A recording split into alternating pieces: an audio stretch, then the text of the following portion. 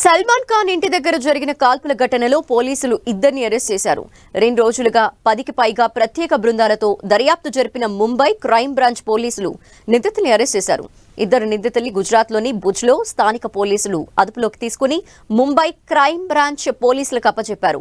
నిందితులిద్దరిని బీహార్కు చెందిన విక్కీ గుప్తా, సాగర్ పాల్గా గుర్తించారు. వారిద్దరూ లారెన్స్ బిష్నోయ్ గ్యాంగ్లో సభ్యులని పోలీసులు తెలిపారు. హెల్మెట్లతో ముఖం కవర్ చేసుకుని దుండగులు బైక్పై వచ్చి 4 రౌండ్లు కాల్పులు జరిపినట్టు దర్యాప్తులో తేలింది. 2 రోజుల క్రితం సల్మాన్ ఖాన్ ఇంటి దగ్గర ఉదయం పూట దుండగులు కాల్పులు జరగటం సంచలనంగా మారింది.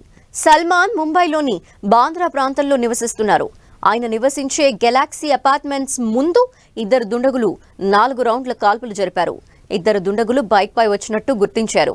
కాల్పులు జరిపిన వెంటనే అక్కడి నుంచి వారు పరారయ్యారు.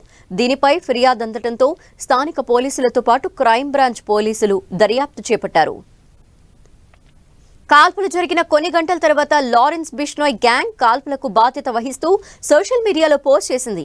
కాల్పులు జరిపింది తామేనని లారెన్స్ బిష్నోయ్ సోదరుడు అనుమోల్ బిష్నోయ్ చెప్పాడు. ఇది ట్రైలర్ మాత్రమేనని, పిక్చర్ ముందుందని అన్నాడు.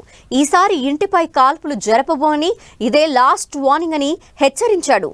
సల్మాన్ కు గతంలోనూ బెదిరింపులు వచ్చాయి.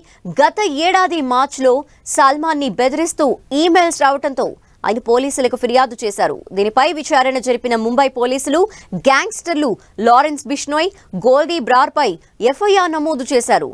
ఎన్ఐఏ దర్యాప్తులో సైతం గ్యాంగ్స్టర్లు సల్మాన్ ని టార్గెట్ చేసుకున్నట్టు తేలింది. దీంతో మహారాష్ట్ర ప్రభుత్వం ఆయన భద్రతని పెంచింది.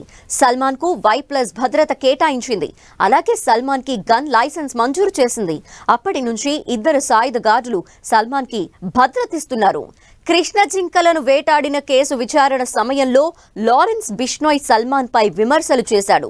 బిష్నోయ్ల మనోభావాలని సల్మాన్ దెబ్బతీశాడని ఆరోపించాడు.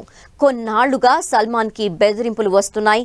సల్మాన్ ని హతమార్చడమే తన లక్ష్యమని గతంలోనే లారెన్స్ బిష్నోయ్ ప్రకటించాడు.